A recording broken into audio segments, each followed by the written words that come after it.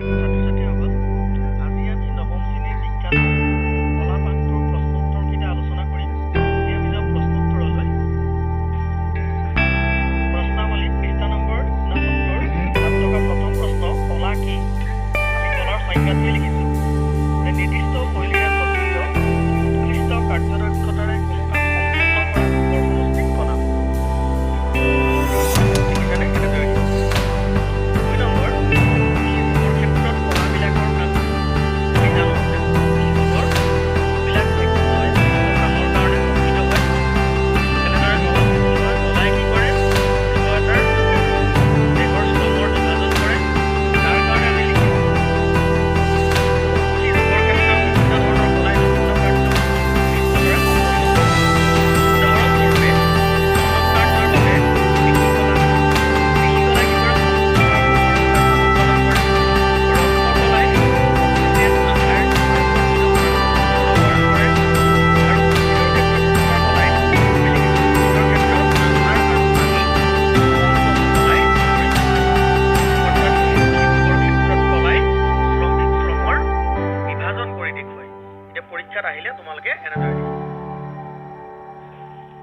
পৰৱৰ্তী প্ৰশ্নাৱলী পৃষ্ঠা নম্বৰ 74, প্ৰথম প্ৰশ্ন আছিলে বিভিন্ন প্ৰকাৰৰ সৰল কলাসমূহৰ নাম লিখা।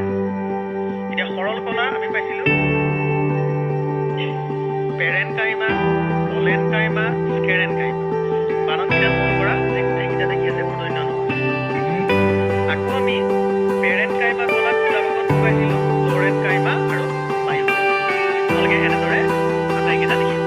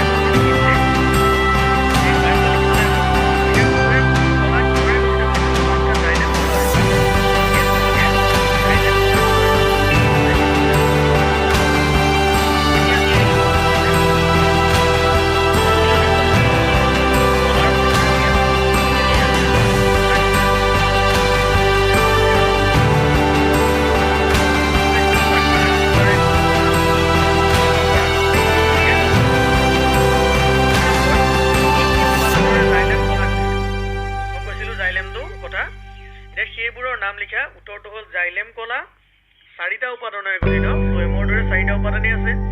সেইবোৰ হ'ল ট্ৰেকাইট, নলিকা, জাইলেম পেৰেনকাইমা, পত্ৰৰন্ধ্ৰৰ 3 আৰু 4 নম্বৰ প্ৰশ্ন মই পিছত লিখিছোঁ। মই এতিয়া 5 নম্বৰ প্ৰশ্নলৈ আহিলোঁ। পত্ৰৰন্ধ্ৰৰ কাৰ্যবিলাক কি কি? পত্ৰৰন্ধ্ৰই 2টা কাৰ্য বিশেষকৈ সম্পাদন কৰে। আমি লিখিছোঁ বায়ুমণ্ডলীয় গেছৰ আদান প্ৰদান কৰে, এই কামটো কোনে কৰে? পত্ৰৰন্ধ্ৰই। দ্বিতীয়তে উদ্ভিদৰ শিপাই অতিৰিক্ত পানী ভাগ বাষ্পমোচন প্ৰক্ৰিয়াৰে পত্ৰৰন্ধ্ৰই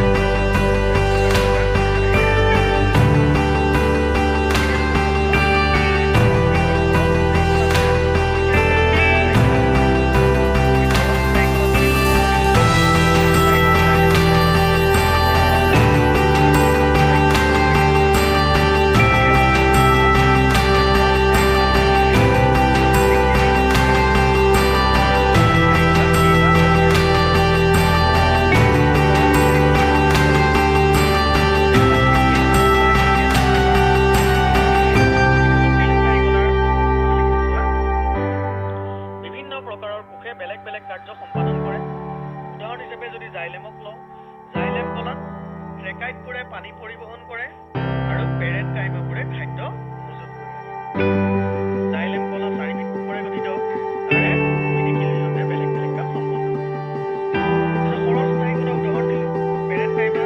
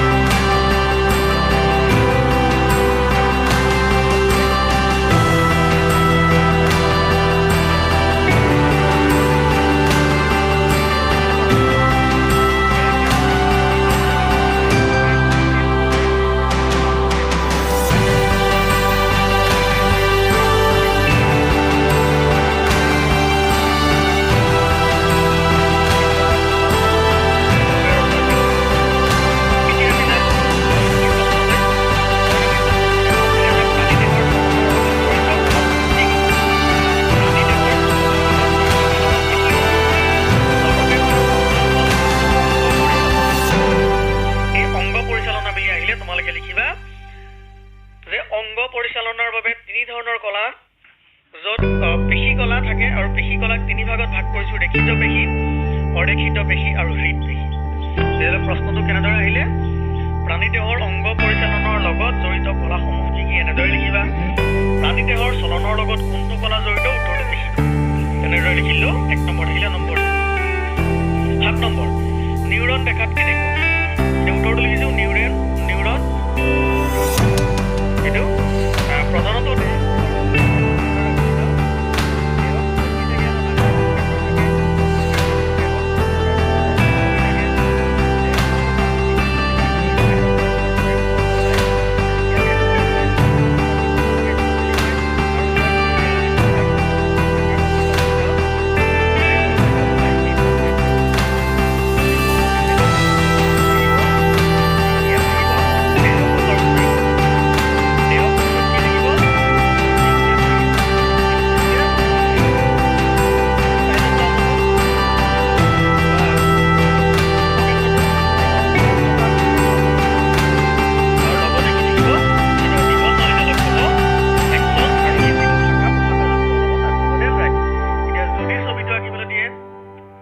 এনেদৰে আঁকিবা।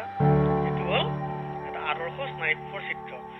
নিউক্লিয়াছ আছে, দেহ কোষ আছে, দেহ কোষটো ডেনড্ৰাইট আছে, এক্সন আছে আৰু স্নায়ু প্ৰান্ত আছে। 8 নম্বৰ প্ৰশ্ন,